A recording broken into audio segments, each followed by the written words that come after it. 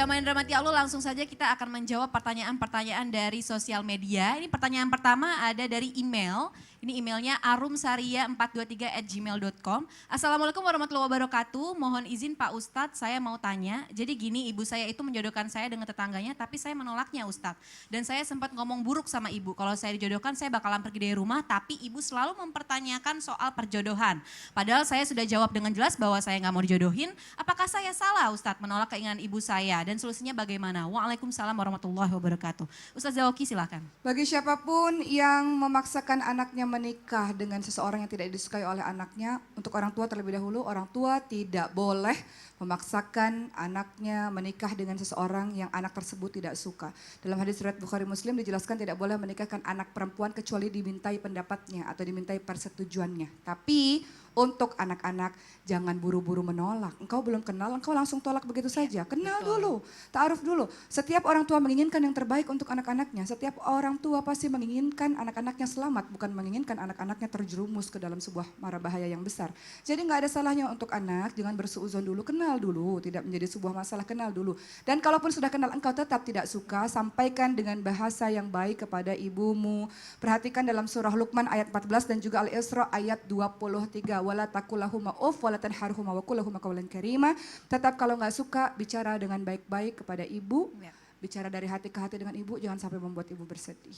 Masya Allah, terima kasih banyak Ustaz Zawaki. Ya, sama-sama. Pertanyaan kedua jamaah ini pertanyaan dari Instagram, yaitu dari @riyanti_indri. Assalamualaikum warahmatullahi wabarakatuh. Pak Ustadz, amalan apa sih atau doa apa kehilangan sepeda motor Pak Ustadz? Menarik ini. Masya Allah, silakan Ustadz Abu Fida. Bismillah. Amalan yang bisa dilakukan adalah lapor polisi. Ini kehilangan sepeda motor, bukannya lapor Ustadz. Tapi ini ada di dalam hadis riwayat Al-Baihaqi.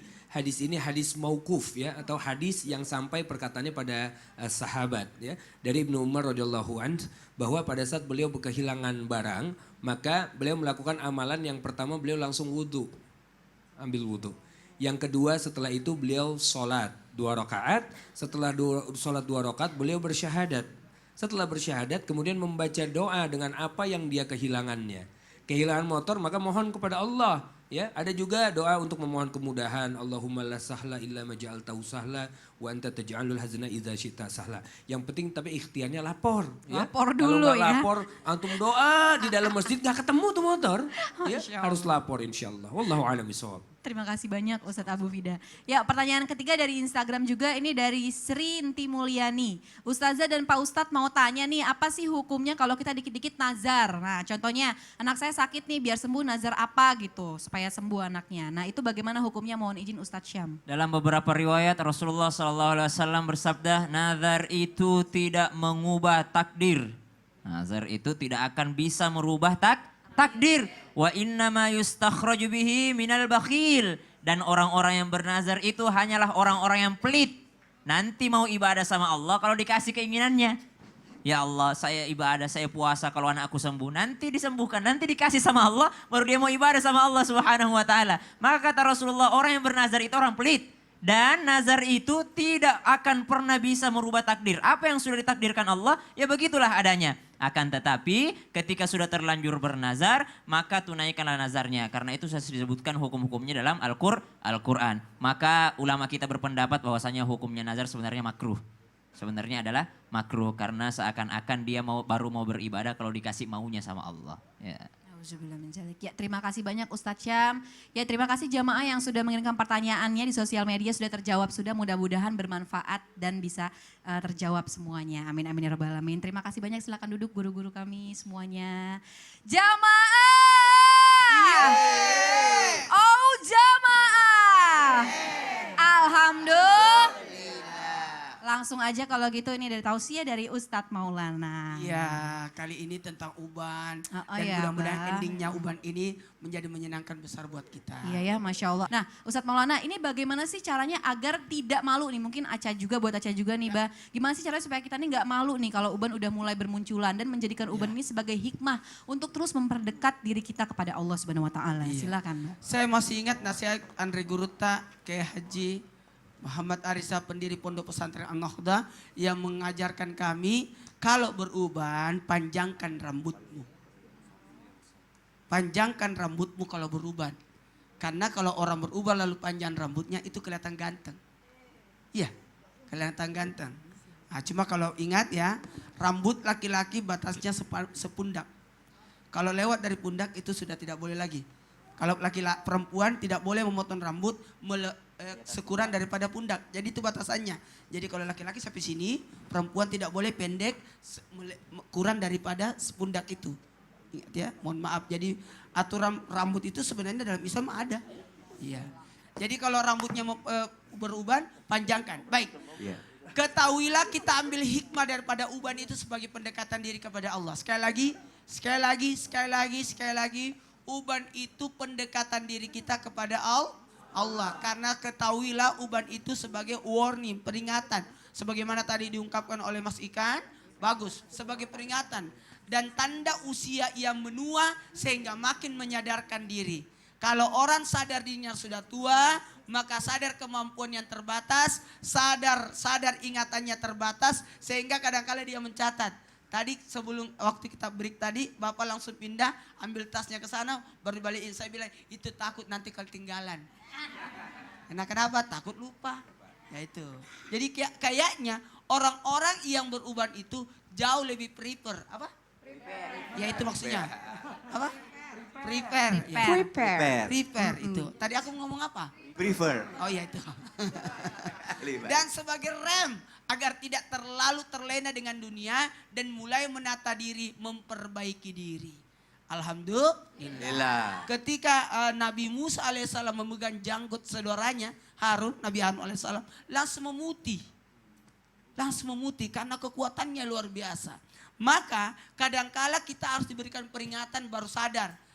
Terbentur baru sadar. Maka dengan adanya uban ini menyadarkan diri kita untuk lebih bijaksana.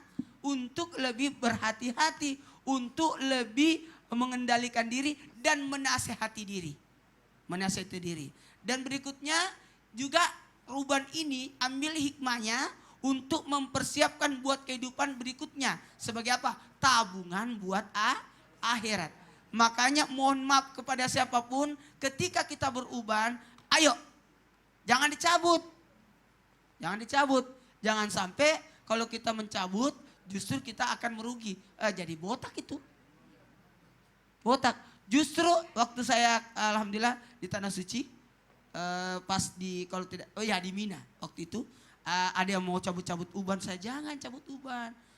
Tapi kan putih, justru katanya ketika dicabut itu memancing yang lain akan memutih juga. Jadi hati-hati loh. Yang ngomong ini dokter. Jadi temannya marah ya? Kalau satu cabut temannya marah. Baiklah, mohon maaf kepada kita semua. Saya termasuk pribadi, mohon maaf jika ada yang tersinggung dari tema kami. Tidak ada maksud dan tujuan kami untuk menyakiti perasaan orang-orang yang beruban. Tapi sebagai penyadar diri buat kita.